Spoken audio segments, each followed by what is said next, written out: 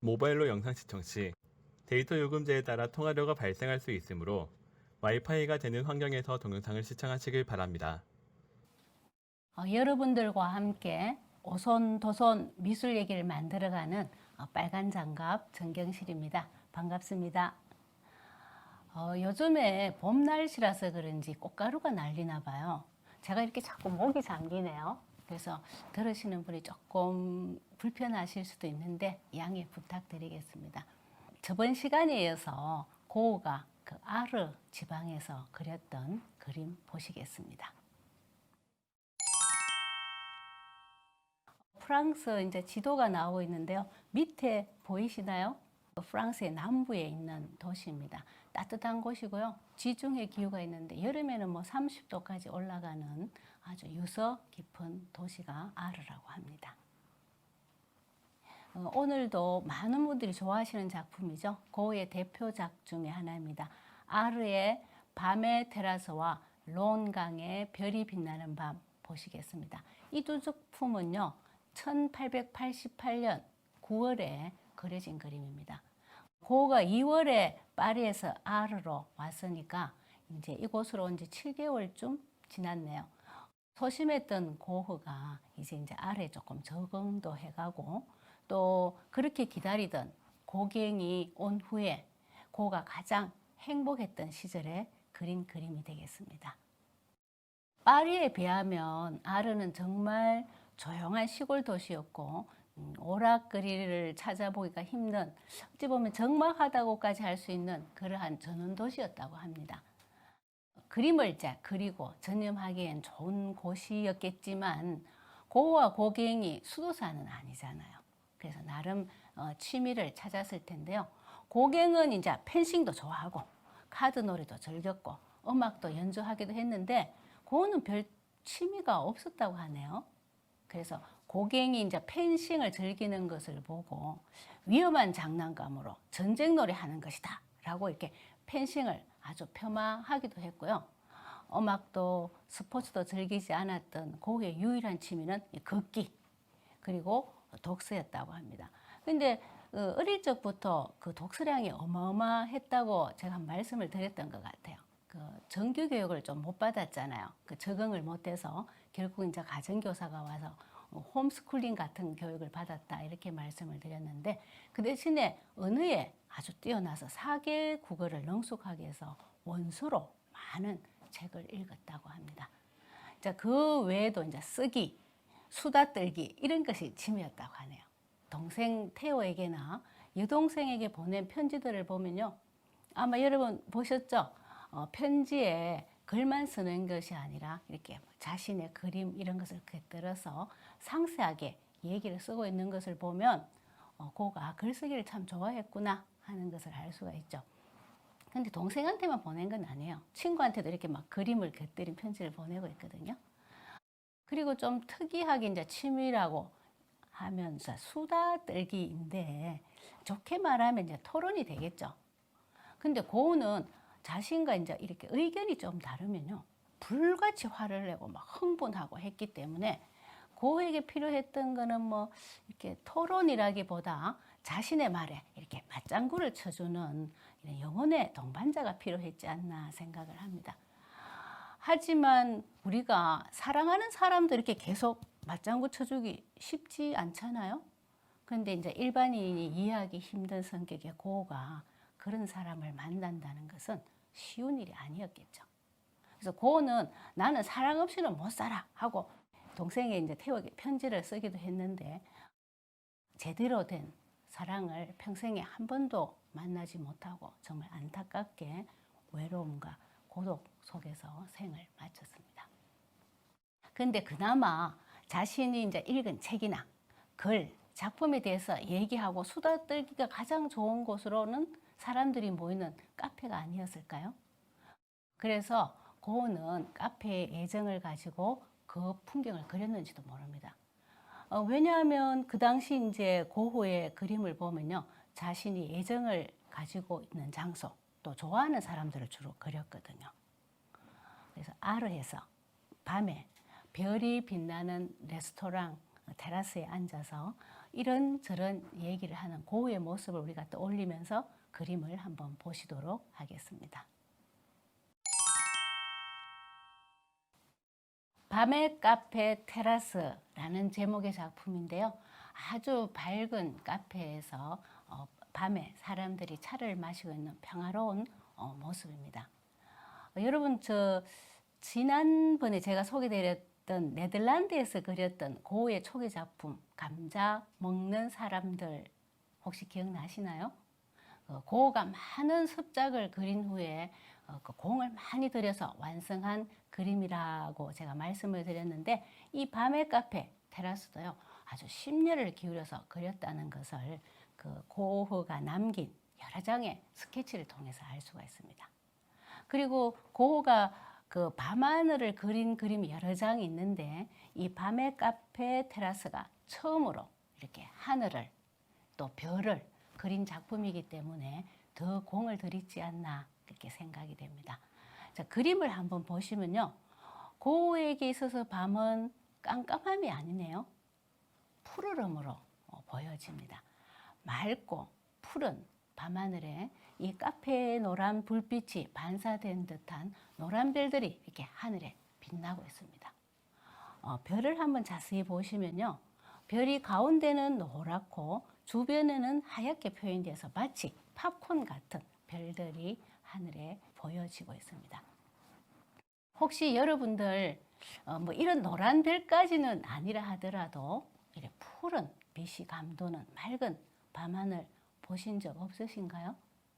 저는 어린 시절에 어디선가 이런 밤하늘을 본 적이 있는 것 같다라는 생각이 들었습니다. 혹 여러분이 아직까지 못 느껴보셨다면 고흐의 이 작품 한번 꼭 기억해 보시기 바랍니다. 카페에 노란 불빛이 포장된 이제 거리를 비추어서, 우리 이제 거리를 이렇게 포장하고 있는 돌들을 포석이라고 하잖아요. 포석들이 보라, 파랑, 노랑 등 다양한 색으로 보여지고 있네요. 그리고 이제 중앙으로 쭉 이어지고 있는 길은 어둠으로 이렇게 사라져 보이죠. 그래서 끝은 알 수가 없는데, 저 골목에 있는 어두운 건물의 창문에서 노란불이 이렇게 드문드문 새어나오고 있습니다. 밤거리에는 몇몇 사람들이 거닐고 있고, 오른쪽 이제 가장자리를 보면 초록색이거든요. 초록색 그 나무 아래에 조그맣지만 아주 밝은 불빛이 보이시죠? 이 작지만 밝은 불빛이 그림 전체의 균형을 잡고 있는 아주 중요한 역할을 하고 있습니다. 왼쪽을 보시면 카페의 불빛이 환하잖아요. 그래서 그림 전체 균형이 왼쪽으로 치우쳐질 수 있는데, 오른쪽에 이 아주 작고 밝은 불빛이 그림 전체의 균형을 잡아주고 있는 겁니다. 그래서 여러분들이 손으로 한번 해보셔도 됩니다. 이렇게 손을 들여서 그 오른쪽에 있는 작은 불빛을 이렇게 한번 가려보세요. 가려보시면 그림의 무게감이 왼쪽으로 확 기운다는 것을 느끼실 수 있을 겁니다. 느껴지시죠? 아주 작지만 중요한 역할을 하고 있는 작은 불빛입니다. 자, 골목길이 끝까지 쭉 보이지 않게 뻗쳐 있어서 그림의 이제 깊이감이 아주 느껴지죠. 그리고 오른쪽에 제가 말씀드렸던 작은 불빛과 왼쪽을 보시면 지금 파란 문에 보이는 노란 불빛 보이시죠? 그것이 비슷하게 이렇게 대각선으로 그려져 있습니다. 그래서 실제 합폭보다 우리가 느끼기에 골목이 훨씬 넓게 보여지도록 그려진 그림입니다. 고흐는 이 그림을요, 카페를 볼 수 있는 곳에 진짜 이젤을 놓고 직접 보면서 그린 그림이긴 하지만, 실물을 그대로 묘사를 하거나 원근법 이런 게 매이지 않고 고흐가 가슴으로 느끼는, 고흐가 느껴지는, 보여지는 그러한 밤 풍경을 담고 있습니다. 밤이지만 어둡거나 칙칙하지 않죠. 따뜻함이 느껴지는 풍경입니다. 고흐의 인생에 있어서 아르에 있었던 그 짧은 기간이 가장 희망에 차 있었던 시간이기 때문에 왜 미술 공동체를 만들고 싶어 했다고 했잖아요. 그래서 하늘의 별에서 또 밝은 카페에서 고우의 그 희망에 찬 마음이 잘 보여져 있고 또 행복했던 고우의 그 순간들을 기록하는 작품 중에 하나가 되겠습니다. 자, 표현 기법을 한번 보시면요. 물감을 아주 두텁게 칠하고 있죠. 그래서 거칠은 터치감, 강한 질감, 약간의 이제 입체감이 느껴지는, 그래서 우리가 전문적으로 얘기한다면 그걸 임파스터 기법이라고 하거든요. 그 이러한 기법이 고흐의 작품에서 이제 뒤로 갈수록 더 강하게 거친 질감으로 보여주고 있습니다. 고흐는 그 여동생에게 이 그림에 대해서 편지를 쓰고 있는데요. 이렇게 말하고 있습니다. 푸른 밤, 검은 밤이 아니죠. 푸른 밤, 카페 테라스에 커다란 가스등이 불을 밝히고 있어. 그 위로는 별이 빛나는 파란 하늘이 보이는데 바로 이곳에서 내가 그림을 그리고 있다. 내 자신이 너무 놀랍다. 이렇게 얘기를 합니다.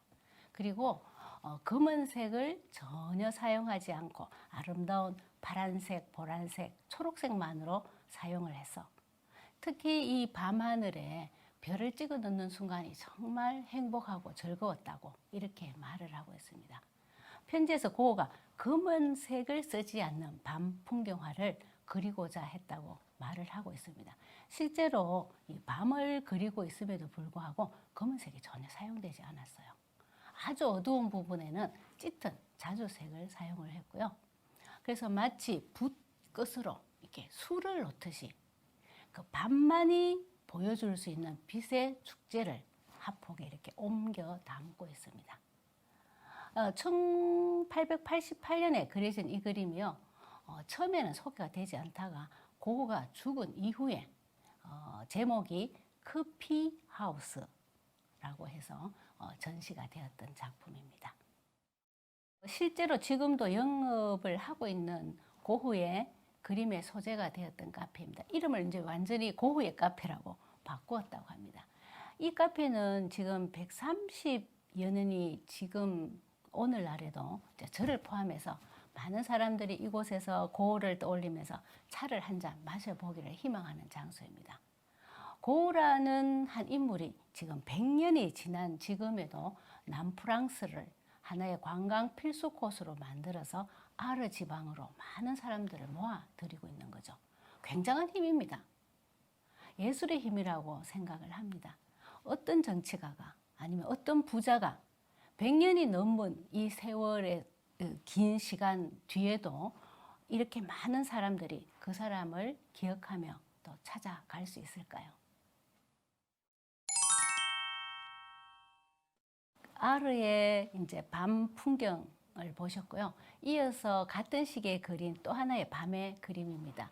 고흐가 살았던 그 노란 집에서 도보로 한 1, 2분 거리에 있다고 합니다. 론강이라고 있는데 그 론강에 별이 빛나는 밤 보시겠습니다. 1988년 9월에 그린 그림이고요. 그 고흐 집 가까이 있는 강변을 표현한 그림입니다. 완전히 푸른 밤하늘입니다. 심지어 이렇게 흰빛까지 보이는 밤하늘이네요. 그 넓은 면적의 푸른 하늘, 그리고 중간에는 흔들리는 불빛의 그림자를 담고 있는 강, 그리고 아래 부분에 보시면 화면엔 조금 자세히 나오지 않는 것 같아요. 아래 부분에 보면 그 남녀 두 분이 이렇게 걸어가고 있는 장면이 보이고 있습니다. 그래서 저 멀리에 아르 시내에서 새어나오는 노란 가스 불빛의 흔들림이 정밀하고 이렇게 세세하게 그린 것은 아니지만 그 느낌이 아주 쌩쌩하게 확 다가오시죠. 만약에 정말 똑같이 정확하게 그렸다면 이렇게 강하게 느낌이 전달되지는 않았을 겁니다. 앞에 보시면 그 두 여인이 걷고 있는 바탕도 그 물색과 거의 비슷해서 마치 무리를 걷고 있는 것처럼 보일 수도 있는데 자세히 보면 그 배 두 척이 강가에 세워져 있는 것이 보일 겁니다. 그래서 강과 땅을 지금 구분 짓고 있습니다. 하늘 가운데를 한번 보시겠어요? 북두칠성이 아주 뚜렷하게 보이죠? 한번 세려보세요. 하나, 둘, 셋, 넷, 다섯, 여섯, 일곱. 보이시죠? 천천히 한번 세어보시기 바랍니다. 이 시기에 9월에 이 장소에 가면 이 별자리가 꼭 이렇게 보여진다고 합니다. 그래서 고흐가 현장에서 그림을 그렸다라는 것을 보여주는 증거죠. 보신 밤의 테라스와 이 론강의 별이 빛나는 밤, 정말 좋은 작품이죠. 하지만 정말 고흐의 최고의 불후의 명작은 뭐니 해도 이 그림을 그린 다음 해에 그린 1889년도에 그린 그 아래에서 그린 그림은 아니고요. 정신병원 생레미에 있는 정신병원에서 그렸던 별이 빛나는 밤이라고 할 수가 있겠습니다. 오늘 보신 이 두 작품은요. 다음 해에 그리는 별이 빛나는 밤에를 그리기 위한 출발작이다. 시금석이다. 이렇게라고도 얘기를 하거든요. 정말로 많은 분들이 좋아하시는 별이 빛나는 밤이라는 작품입니다. 오늘은 이 별이 빛나는 밤 작품 한번 보시기만 하시고요. 다음 시간에 다시 자세히 한번 만나보도록 하겠습니다. 감사합니다.